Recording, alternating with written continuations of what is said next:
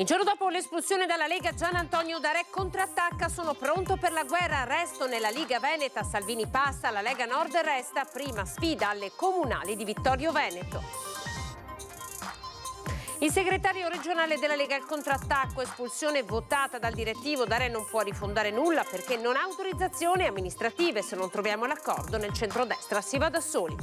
Nel dicembre 2021 fu picchiata a morte nel camper dove viveva a Bassano del Grappa, oggi la sentenza al 31enne che l'ha uccisa è condannato a 21 anni, la procura aveva chiesto l'ergastolo. 8 marzo a Mestre, il corteo delle donne dalla stazione ferroviaria al centro della città, lottiamo ogni giorno contro la violenza e per i diritti. Attraversa la strada, viene travolta da un'auto scaraventata nel cortile, tragedia sfiorata. San Zenone degli Ezzelini, 24enne, viva per miracolo. Acqua senza FAS anche per 7 comuni padovani e vicentini serviti dal gestore Acque Venete, inaugurati oggi a Montagnana 2 nuovi serbatoi.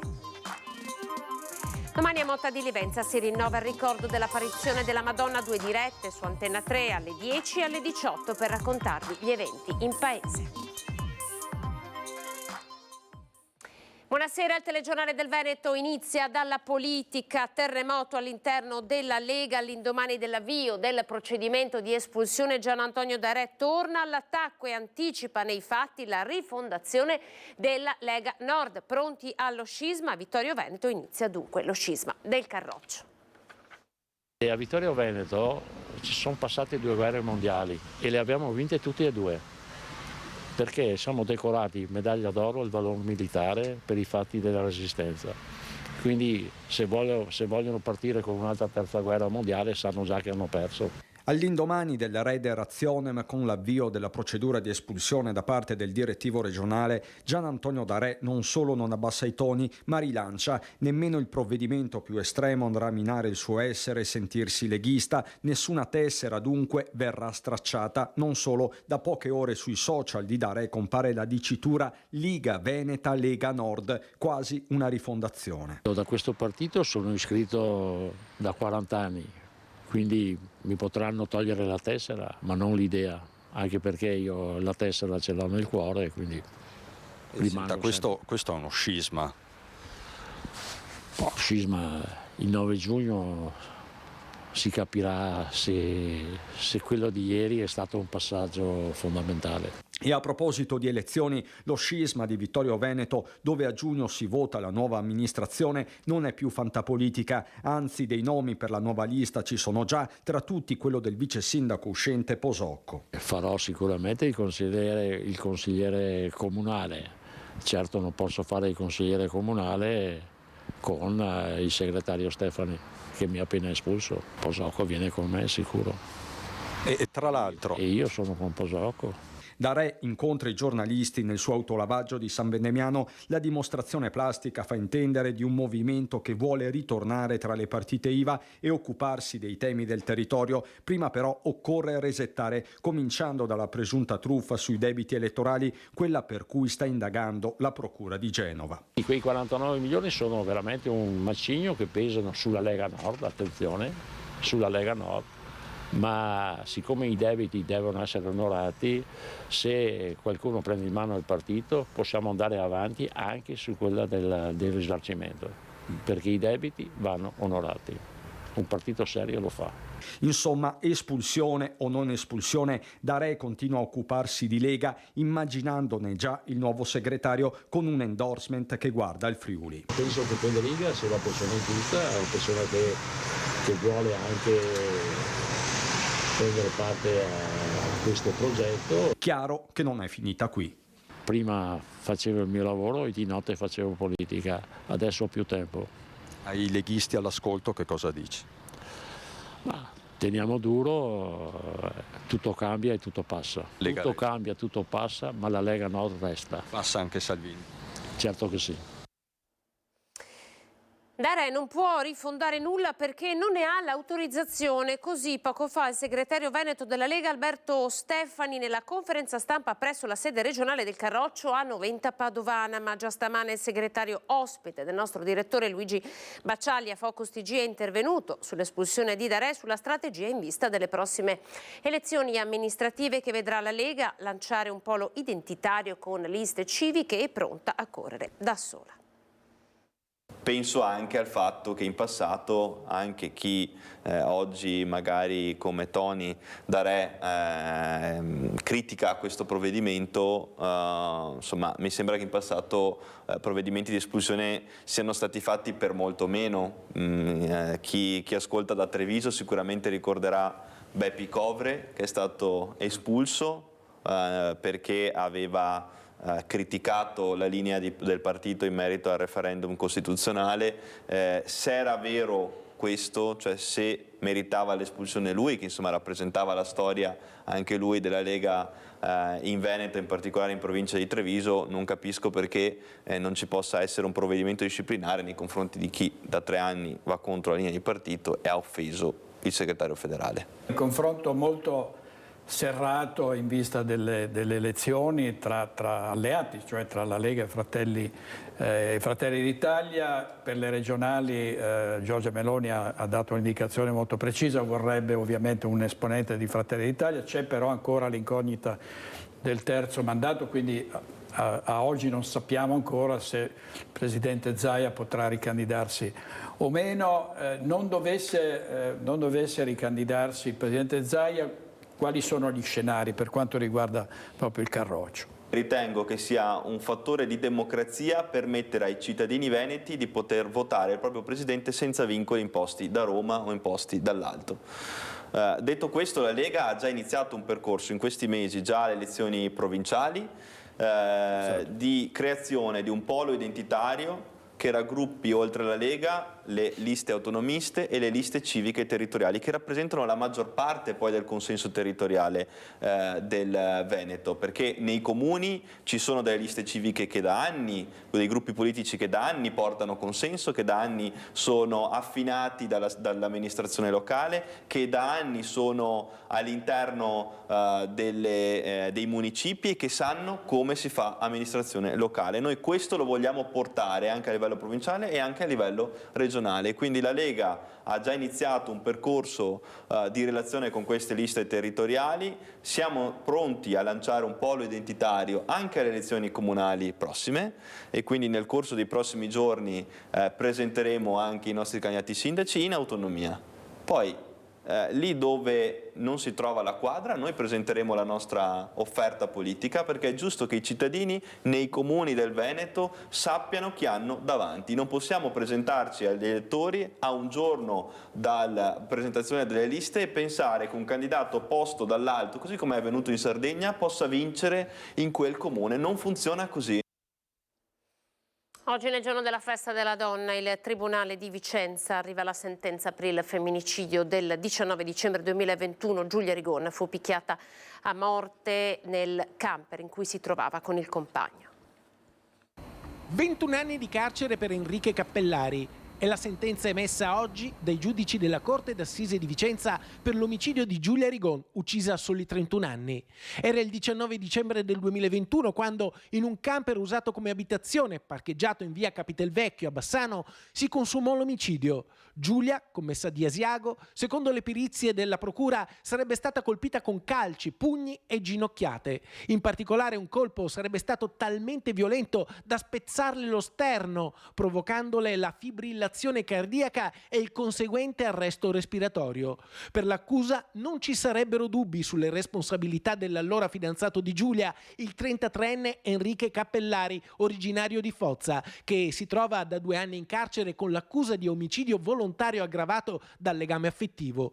Per lui la procura di Vicenza aveva chiesto l'ergastolo, anche se Enrique Cappellari si è sempre proclamato innocente. Oggi dunque arriva la condanna a 21 anni di carcere. Il tribunale ha stabilito che Cappellari sia posto in libertà vigilata dopo l'espiazione della pena. Allora, una notizia dell'ultima ora che ci porta all'isola di Certosa. C'è stato un incidente nautico, c'è una vittima, è una donna di 40 anni morta sul colpo a causa del violento impatto. I carabinieri stanno cercando di ricostruire la dinamica di quanto avvenuto. La donna è stata recuperata dai vigili del fuoco giunti sul posto con l'autopompa lagunare. Ormai purtroppo, come detto, per la donna era troppo tardi. In occasione di questa giornata, la giornata della festa della donna, il Presidente della Repubblica Sergio Mattarella, parlando al Quirinale, ha ricordato Giulia Cecchettin. Come non ricordare le vittime dei tanti femminicidi? Ha esordito: come non ricordare per tutte Giulia Cecchettin, la cui tragedia ha coinvolto nell'orrore e nel dolore l'intera Italia. Si è detto tante volte, ha proseguito, che occorre una profondazione culturale per far acquisire a tutti l'autentico senso del rapporto tra donna e uomo. Per questo oggi rendiamo omaggio ed esprimiamo riconoscenza al protagonismo artistico delle donne, ha concluso. E ora siamo a Mestre, dove per noi c'è il nostro Filippo Fois, il giorno della festa della donna, il corteo di cui vi abbiamo dato notizia nei nostri titoli. Filippo, siamo con te, ti vediamo. Buonasera. Sì, buonasera Anna, buonasera ai telespettatori di Antena 3. Il corteo è partito da pochissimi istanti, come vedete ci siamo, anzi non lo potete vedere perché l'inquadratura è piuttosto stretta, siamo partiti dalla stazione di Mestre e adesso mi faccio spiegare da Laura, che è del collettivo Pandora che ha organizzato la manifestazione, quale sarà l'itinerario. Allora, ciao a tutti, oggi diciamo che è l'8 marzo, è la festa della donna e noi come ogni 8 marzo abbiamo deciso di scendere in piazza perché non c'è niente da festeggiare. E l'anno scorso l'abbiamo chiuso con 120 femminicidi, quest'anno siamo già a 20, non è possibile una cosa del genere e noi questo 8 marzo abbiamo voluto fare una scommessa, abbiamo voluto scendere in piazza in un posto simbolico che è la stazione di Mestre. Dei posti meno sicuri della città. Proprio per questo, e noi abbiamo voluto anche rivendicare una forma diversa di sicurezza che fino ad ora l'abbiamo vista sempre sotto forma di militarizzazione, di repressioni, di volanti. Mestre purtroppo è anche capitale per morte di overdosi di eroina, è capitale di spaccio e un lungo eccetera. Noi oggi chiediamo che la sicurezza la facciano i servizi, che la sicurezza la facciano i centri antiviolenza, gli operatori di strada, le case rifugio, che vengano aperte le 2200 case dell'Atere del comune Sfitte. Sì, noi tra l'altro dopo ci ricollegheremo per Venezia. La cosa che ci piacerebbe far vedere prima di restituire la linea allo studio è che la banda che sentiamo suonare, Francesca vieni pure, sta passando in questo sottopassaggio che è uno dei posti più pericolosi e altamente simbolico come passaggio. Assolutamente sì, proprio per questo abbiamo scelto questo posto, partendo da un posto che è uno di quelli più pericolosi, uno di quelli che ci fa più paura, proprio per chiedere che una città diversa parta da questi posti, che parta dai servizi che possono essere messi in atto partendo proprio dai posti più pericolosi che attraversiamo ogni giorno. Perfetto, grazie a Laura del collettivo Pandora, la lasciamo andare e poi ci rivedremo poi durante l'edizione di Venezia. Allora per il momento ti restituisco la linea, Anna. Grazie Filippo, buon lavoro a te. Continuiamo a parlare di 8 marzo con il Partito Democratico che proprio in questa giornata fa il punto sui diritti acquisiti dalle donne in questo 2024. Una democrazia è compiuta anche se c'è la libera affermazione dei diritti delle donne. Dare un corpo alle parole. Dalla sede regionale di Via Beato Pellegrino, il Partito Democratico Veneto fa il punto sui diritti delle donne nel 2024, con un occhio che dalla regione si allarga all'Italia e arriva all'Europa, con l'Unione al Lavoro per la realizzazione della prima direttiva contro la violenza domestica e di genere. Questa direttiva però non ci soddisfa appieno perché non prevede due cose fondamentalmente. La prima, una dichiarazione su che cosa è lo stupro, e noi come donne femministe vogliamo che lo stupro venga dichiarato e definito come un atto contro il consenso della donna. La seconda, mancano tutte le tutele per rafforzare i centri antiviolenza e le case rifugio. Un problema aperto, i fondi per i centri antiviolenza. Quando in Parlamento si è approvata la normativa relativa al femminicidio dopo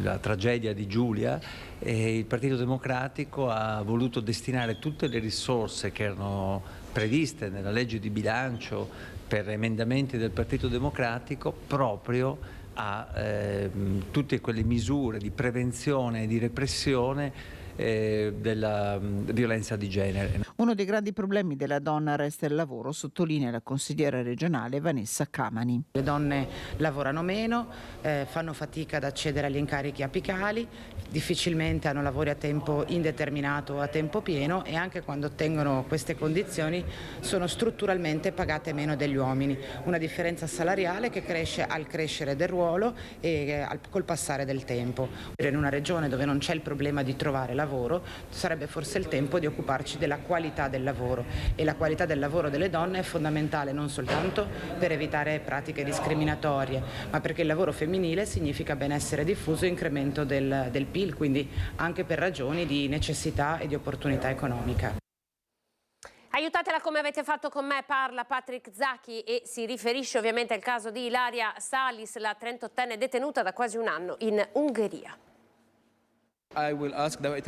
Ricordando quanto abbia pesato sulla sua scarcerazione la pressione dell'opinione pubblica italiana, Patrick Zaki si augura una mobilitazione analoga a favore di Ilaria Salis, la 38enne detenuta da un anno in Ungheria, così come spera che il governo Meloni intervenga con un adeguato sostegno legale. A Venezia è la prima uscita pubblica dello studioso egiziano arrestato all'aeroporto del Cairo in un periodo in cui frequentava un master universitario a Bologna, con una serie di accuse che andavano dalla minaccia alla sicurezza nazionale alla diffusione di notizie false, e poi detenuto per oltre un anno e mezzo nelle carceri del discusso, per usare un eufemismo, regime di Al-Sisi.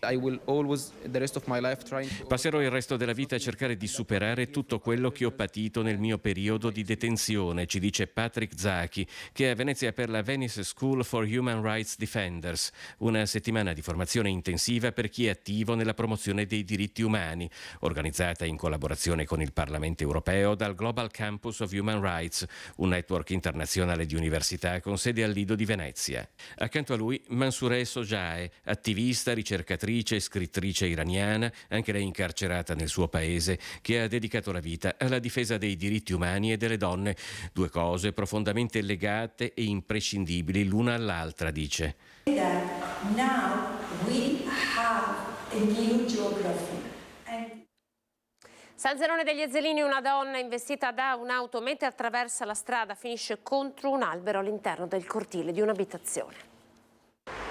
Attraversa la strada e viene travolta da un'auto proprio lì a pochi passi dalla sua abitazione. Fratture, lesioni su tutto il corpo e tanta paura. Tragedia sfiorata in Risorgimento a San Zenone degli Ezzelini. Erano da poco passate le 21 quando una 24enne, attraversando la strada, è stata investita da una Citroen verde e nel violento urto scaraventata a diversi metri contro un albero nel cortile di un'abitazione. Ferita incastrata in una gabbia di ferro e lamiere, è stata liberata da una squadra dei vigili del fuoco di Asolo. Tagliata infatti la recinzione, la 24enne è stata poi soccorsa, stabilizzata dal SUEM 118 ed è lì trasportata all'ospedale Cafoncello di Treviso. Nessun commento da parte della famiglia della giovane, la paura è ancora tanta. È stato individuato il proprietario del mezzo che mercoledì è transitato sotto il ponte della tangenziale in via Vigonovoese a Padova con la gru sollevata andando a colpire 7 travi d'acciaio. Lo ha annunciato il vice sindaco Andrea Michalizzi tramite i suoi profili social, sottolineando che ora dovrà rispondere del danno. Le immagini che state vedendo hanno fatto il giro della rete, condivise sui social network. Il comune stima in 15.000 euro il costo della riparazione. Gli addetti del comune stanno già provvedendo a ripristinare il danneggiamento, che fortunatamente non ha compromesso la struttura del ponte. Proprio quel ponte era stato sostituito nel 2020 per garantire la sicurezza della tangenziale. Ora l'autista dovrà anche rispondere di guida pericolosa. Palazzo Moroni, tramite l'avvocatura comunale, ha già avviato le pratiche per la denuncia. Pochi secondi di pubblicità, tra poco con il TG del Veneto. Il telegiornale del Veneto con le immagini. Ora andiamo a raccontarvi dei 2 nuovi serbatoi di Montagnana, un'acqua senza FAS per diversi comuni del Vicentino e del Padovano.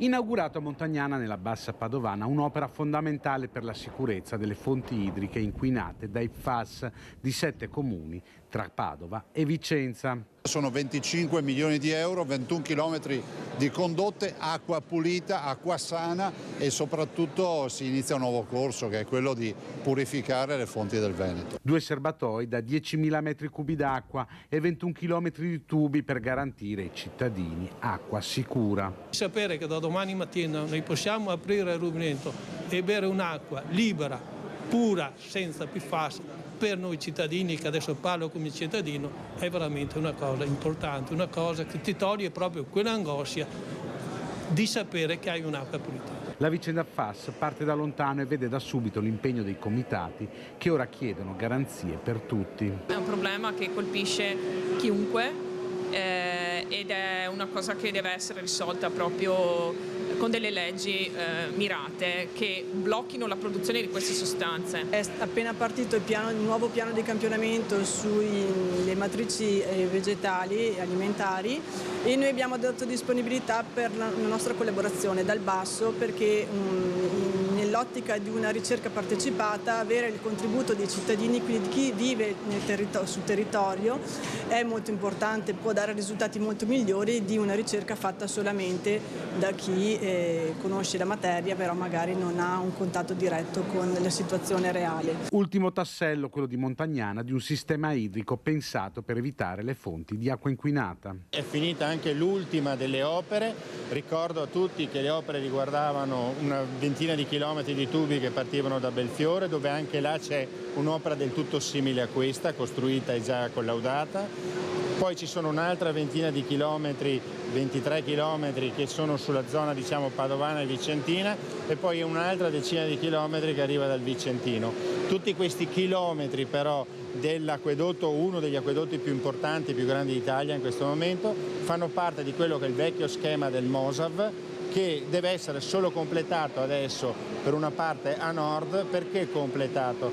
Perché il sistema prevede che tu possa prendere acqua da vari punti di attingimento.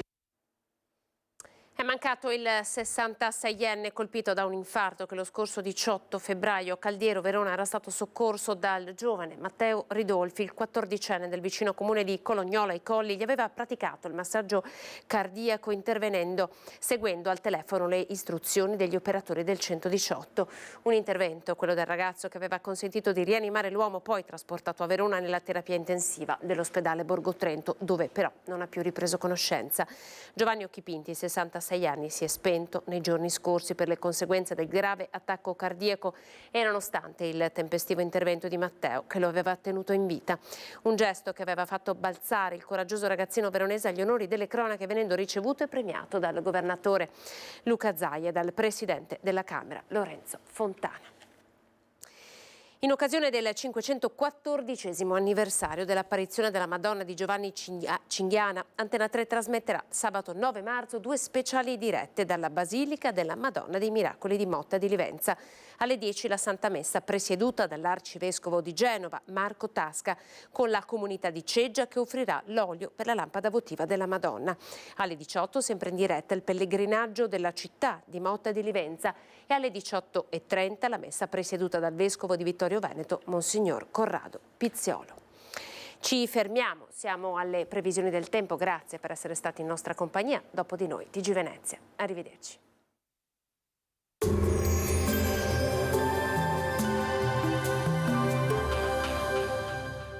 Cooperativa Agricola Volpago offre carni fresche e selezionate di prima qualità, senza uso di antibiotici, direttamente dagli allevamenti locali dei nostri soci allevatori. Bentrovati al meteo. Perturbazioni non stop. Sabato 9 marzo continuerà il via vai di fronti instabili. Vediamo insieme il dettaglio. Sul Veneto al mattino il cielo sarà nuvoloso con precipitazioni piuttosto diffuse. In seguito diradamento dei fenomeni con maggiori spazi soleggiati. Nella notte poi possibile ripresa delle piogge. Temperature in contenuta variazione, minime tra 4 e 9 gradi, massime tra 9 e 12 gradi all'incirca. Ci spostiamo ora sul Friuli Venezia Giulia.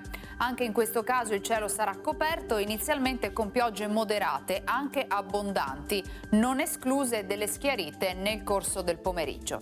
Temperature minime sui 6-8 gradi, massime sui 9-12 gradi.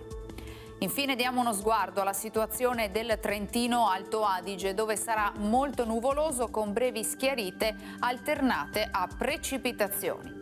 Temperature minime sui 5 gradi, massime intorno ai 12. Dal meteo di Antena 3 per ora è tutto, grazie per l'attenzione. Arrivederci.